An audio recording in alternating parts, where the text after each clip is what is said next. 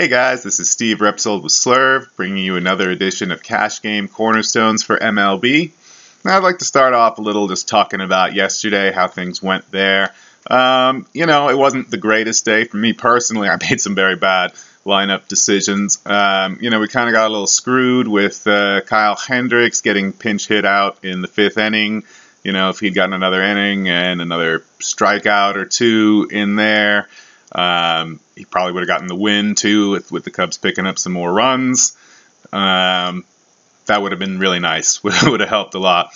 And then I thought I was really, Clayton Kershaw, yeah, he's killing it, until he decided to get a few guys on base and then throw a 4-seam fastball to Giancarlo Stanton.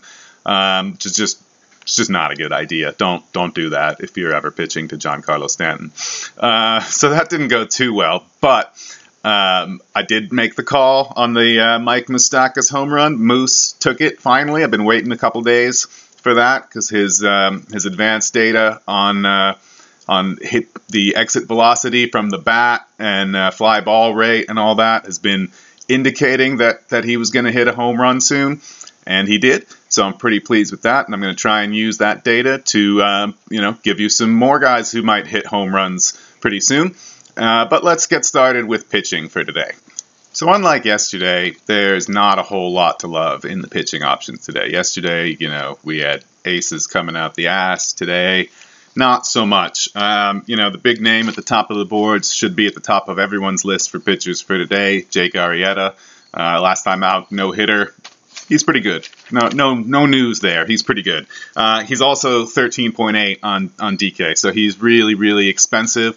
On FanDuel for cash games. Oh, by the way, happy FanDuel new scoring day. I'm excited about that. On FanDuel for cash games, I would personally lock him in and, get that win bonus for sure. I mean, as sure as you can be. They're like negative 350 favorites to win per Vegas, so pretty likely there. Couple other guys that I like in varying degrees. I really like Gio Gonzalez. I think that he is going to have a good day against the Phillies, who are not very good. And I also, these other two, I'm a little bit more hesitant on recommending, but you might need to save some cash somewhere to get some bats in there. So slightly cheaper, we got Iwakuma at 9.2. I think, there's a little bit of risk there. Houston certainly can hit, but they've been kind of terrible lately, and they were absolutely horrible last night in Seattle, to the point that Eric Kratz, the backup catcher, got called out to pitch in the 8th inning. That's how bad it was, and I felt so bad for poor Eric Kratz because he could not get anybody out. I was hoping he would strike somebody out, so he could just, at least feel good about that. But he seemed to have a good time with it regardless. There are concerns with Iwakuma versus Houston, but, if you need to save money, that's a place you could do it. Also, if you need to save a lot of money with also some more risk, Marco Estrada, there's a lot of fly balls to worry about there, and the White Sox can hit. They have a pretty low WOBA versus right-handed pitching. It's only like 260. Not that special a strikeout rate, 25% or so, which is good, but not bad, not a horrible thing for them. So he's definitely a possibility. I am really not sure what I'm going to do there yet. I want to lock in Arrieta and Gio, but that might leave me not enough cash, although pricing on the bats is kind of weird today on DK, so let's talk about that a little bit. First, I want to give you some general pitchers to target with your hitters today. I think it's a very good slate for that because there are a lot of bad pitchers on it. So you'll see these names come up as I go through the positions quite a bit, or at least the teams that these guys are facing. Adam Wainwright, or as I like to say recently, Wayne Wrong. Sorry, terrible joke. Because he has just been terrible. And I don't foresee that suddenly getting better the way that he's been pitching. You know, a bunch of the Slurve guys are are St. Louis homers, and even they are saying target him with your bats tonight. So you know that's something to do. And then we got the three Johns today: John Neese, John Gray, and John Moscott. All very vulnerable pitchers, all likely to give up lots of fantasy points. And then also Chris Young, putting the Angels in kind of a nice spot. Although I don't hate the other side, targeting Tropeano either. He hasn't been great, but a little more uncertainty there with him. And then Bud Norris, Boston versus Bud Norris. He sucks. Hopefully the Red Sox will take advantage of that. Hopefully Ortiz is back in the lineup. We'll get to that. Anyway, catcher, never one of my favorite positions to fill. But there are a few options that I like. Cervelli, Coors Field, happens again tonight. Seems like we can't get away from it. Again, pricing is weird. Cervelli was 4,800 or 4,700 last night on DK. He's 3,800 now. Yeah, his splits are a little worse versus right-handed pitching, but not bad at that price. I'm really tempted to lock and load with him there. Stephen Vogt is only 3K, and he definitely has some really good upside there, especially. Hang on one second. In his matchup against Verlander, Justin Verlander, he's a lot of a good guy to target in terms of fly balls. He gives up a lot of fly balls, so that is definitely something to consider. And then, you know, this kind of depends on how you feel about Matt Harvey, who I didn't even mention with good reason in the pitching section, because I am not touching him, especially in cash. I don't think he's the worst tournament play ever because no one's going to touch him. But anyway, on that note, if Tucker Barnhart gets the start, he is a flat 2K. And he typically bats kind of middle of the order there, and his splits aren't bad. I like him. I like him a lot. I like that as a really good way to save a little money. Salvador Perez has just been raking. I got him in my season-long league, and he's been killing it. I think I got 3 home runs out of him last week. You know, I like his chances. I think yeah, he's against Tropeano. So, you know, good chance of something happening there. He is 3,600, so he's on the expensive side. If I were going to pay that much, I'd probably just pay up to Cervelli. Similar note there, Russell Martin's expected back in the lineup today. He gets a left-handed pitcher in Rogers Center at home there, which is a good thing for him. It is Quintana, so that's a little bit of a concern because he's a pretty good pitcher. But you could do worse than Russell Martin at catcher. First base. Once again, I have a bunch of recommendations at first base, unlike yesterday. I mean, we already talked about how yesterday all the aces on the mound kind of made things a little bit weird. But today, Paul Goldschmidt, absolutely love him. He is 4,900, so he's one of the more expensive plays on DraftKings, but it's his first time under 5,000 in a while. That might be more of a psychological milestone than anything, but it feels significant, and he's got Adam Wainwright. Very common theme that's coming up. Pick on Arizona, pick on Wainwright. A similar expensive play, I like Ortiz, 4,600 if he gets back in the lineup today. He's got a right-handed pitcher that he's been feasting on. Bud Norris, yeah, I mentioned him as one of my guys to target. Byung-Ho Park is still just 3,500 on DK. He definitely is worth some consideration. I think, well, I'm not sure what chalk is going to be because last night nobody was on Coors and then it went crazy. So are people going to get back on it today? I don't know. I think so. People are really influenced by recency bias. John Jaso is only 3,600. You know, he offers good upside batting leadoff in that offense in Coors Field. Always a good play, Anthony Rizzo. He's got a decent matchup too, 4,900. Another one of the more expensive guys. I really, really like Encarnacion at 3,700. I mean, that is just a stupid price for him at home. Quintana is good, but he's not that good. I'm going to find it hard not to lock him into my lineups. And then I grudgingly can recommend Mark Reynolds a little bit, 3,900. Now that his price is back under 4,000, I can sort of grudgingly recommend him. He's got a good record against this pitcher, John Neese. We'll see how that goes. I don't know. I don't like him much as a player, so I probably won't be playing him, but I wouldn't hate it if you did. Second base. Second base really hurt me yesterday. I had Chris Coughlin in my cash lineups and in a bunch of places, and he goose-egged me. It's 2 days. You've been bad to me, Coughlin. But I'm still recommending you today. It's only 3.4 in a decent spot.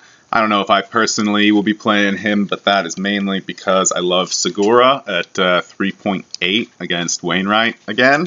Also worth consideration, we got Pedroia against Bud Norris. Odor, if he's still leading off at 3.9. Hopefully the weather is better in Texas. The weather kind of clowned on me a bit yesterday. I was hyping up the hot weather in Texas, and it was hot, but then it was rainy, and there was, question, will the game be postponed? Will it play? I ended up taking Mazzara out of my lineups. It hurt me. He did well, scored 12 points. Much better than Corey Dickerson that I replaced him with, who scored 4 points. Keep an eye on the weather, obviously, with everything. Come by the Slurve chat for the updates. Let's see, who have I not mentioned from second? Oh, Utley. Utley, yeah, he's, got a good matchup against Cozart, and the Dodgers offense is rolling, and batting leadoff, just, good spot, 3.5, not too expensive. So second base is actually a position that I feel pretty good about with a number of options today. First base, a number of options, but I have a little more peaks and valleys at first base versus second base. There's a bunch of pretty consistent guys that I like. Third base, I'm going to start in my favorite place for the day, really, which is Arizona, and Jake Lamb at 3.2. DraftKings has to be pricing these guys as if Adam Wainwright were still good, but I think recent form has shown us that he's not. I don't know if he's, if it's an injury thing, he's not fully healthy, whatever. He's been pitching badly, and they don't seem to be priced for that. So I really like most of the Arizona team, to be honest. Other guys to consider, David Freese. He's actually up a little bit from his price yesterday. I don't know what they're doing with the Coors Field pricing in particular. 4K. I don't like him much as a player, but you could do a lot worse than to play him. He hit a home run yesterday as part of Pirates Home Run Fest 2016, which mainly featured Andrew McCutchen, which I had 0 McCutchen yesterday. So not a lot of cash for me. But hopefully you had McCutchen. I did say everyone at Coors Field is on the board, and that's the reason why. I mean, 3 home runs. I just kept checking back in. Oh, McCutchen hit another home run. All right, I'm going back to watching some TV. Donaldson, Quintana is a lefty. Donaldson kind of slays lefties, but it's not my favorite play of the day. 4.8. I'd much rather go Encarnacion at 3.7 to get some of that sweet Toronto action. Chris Bryant, 4.5. He's down a little bit. He's really good. He's eligible at outfield too now on DK. So he's definitely someone worth looking into. Oh, I forgot to mention it. I don't know if he'll get the start or not, but my guy Darwin Barney is now second and third base eligible. He did play yesterday, and he got a hit, which was more than Chris Coughlin did for me. So you know, I guess I should have gone with my friend Darwin. But he's now 2 position eligible, so if you need someone to fill a spot, I think he's like 2.5K or something. Oh, and in Texas, I like Adrian Beltre, 4.6. Just a solid guy to have in your lineups. But you know, as I keep saying, I'm leaning Arizona. I'm leaning Lamb. He's cheap. David Freese after the home run last night might be chalky, so if that's your bag, you might want to roll that way. That's kind of it for third base. Shortstop is predictably not a position that I love to fill today, but there are a few pretty good spots here that I like. The first, you know, it's kind of obvious, but we got Trevor Story facing the lefty again in Coors Field. You know, I was actually really shocked when I looked up some stats on Story. So far, he's striking out about 37% of the time. So I'm honestly not convinced that he's a very safe cash game play with that kind of a strikeout rate. Now, obviously, we know that he crushes the ball and hits a lot of homers, but that makes him more suited for GPP, especially when we're considering that his price is $5,300. For a guy that strikes out nearly 40% of the time, not even counting groundouts and flyouts, that doesn't seem like a safe cash game play to me. But Coors Field makes almost anyone potentially viable. That's not the route I would go for my Coors Field exposure tonight. But he's worth mentioning. Also worth mentioning, who kind of screwed me last night again, Corey Seager. He's just a great player, again in a great spot. Cozart is not a scary pitcher for him to face. Yeah, last night I wanted to differentiate because I always got to be different. And so instead of Jordy Mercer, I played Corey Seager, and it was like a 9-15 point swing. No, it was 10. So I don't know. It was a big swing. I didn't like it. But I do like him again tonight. Can't let recency bias get the better of us. And then along with this Toronto theme of pricing way down, Tulo at 3.9 is just kind of crazy. Again, Quintana is good, but not that good against right-handed hitters in Rogers Center, where they're used to hitting. It just, yeah. And then, you know, this is maybe sneaky, maybe too risky for cash, but cheap. Brad Miller was batting in the 2-hole yesterday. He has a bunch of the same positive trends going for him that led me to call the Mike Moustakas home run. He's been hitting the ball very hard. He's been getting a lot of fly balls. He's been making a lot of contact. I think that if not today, you know, in the next week at least, man, that sounds like a long time to make a call. But home runs are pretty rare. So I think we will see a Brad Miller home run soon. I don't know if it'll be today, but I will likely have at least some exposure to him. Maybe not in cash. Maybe. I mean, $2,900, it's a good price. And, you know, trying to fit in Arrieta and Gio is not going to be easy without taking some serious value somewhere else. And in the outfield, you know, Andrew McCutchen.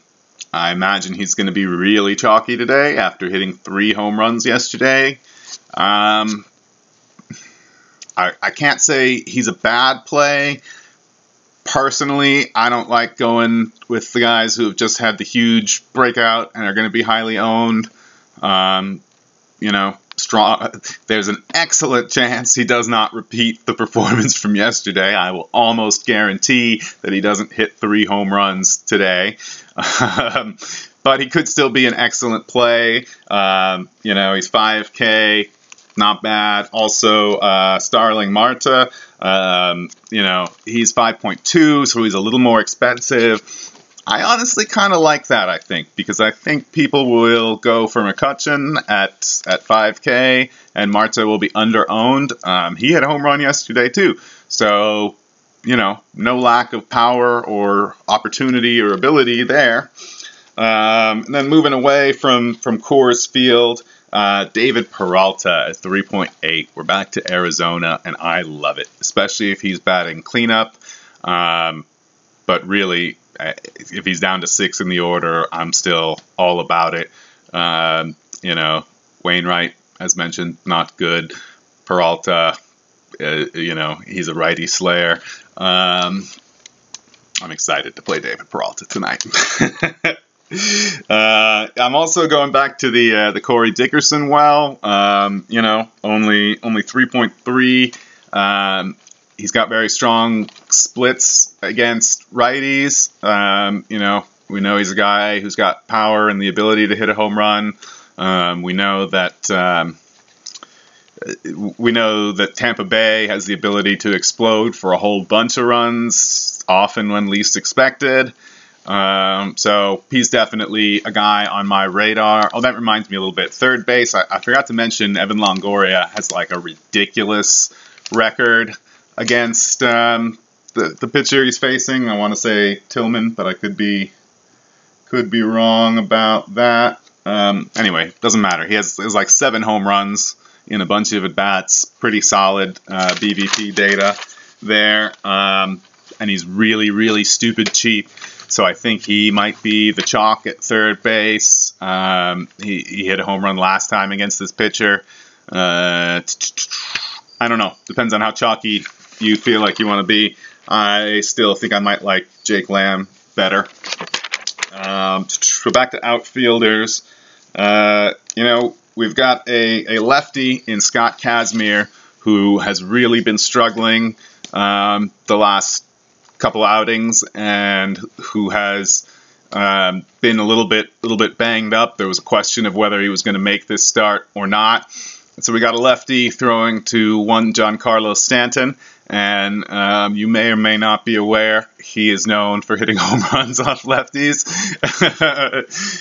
He did it to a far superior left-handed pitcher in Clayton Kershaw last night, and he's expensive at 5,200, so same as Marta.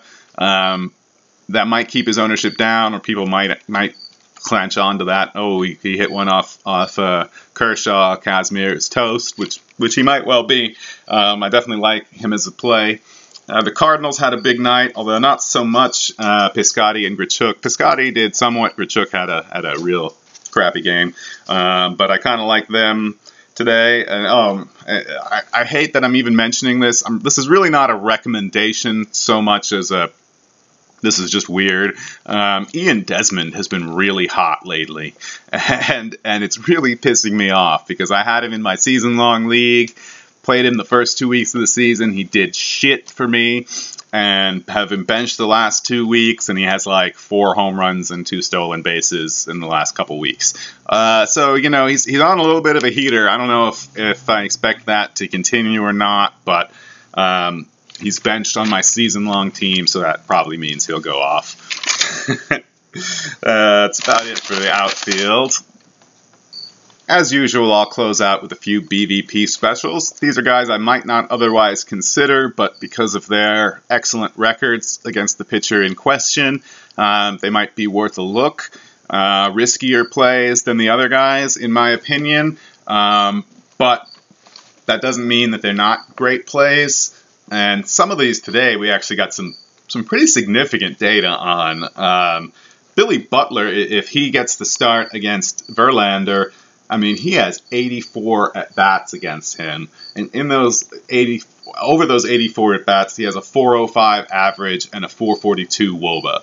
I mean, that's just insane. And that is a sample size big enough that I feel confident in saying there is something there for it, absolutely. I don't know if he'll get the start. He's only 3,100. His first base, which is so killer because there are so many first basemen to love. I don't know. I will let you make that determination. But I am interested, let's put it that way. It's too bad that the early slate has the San Francisco game because Posey is somehow 3,700 versus Cashner. in which in 25 at bats he has 2 home runs, 440 average, and a 520 WOBA. But I'm certainly not playing that all-day slate. This guy, man, I never know how to feel about Darren Roof.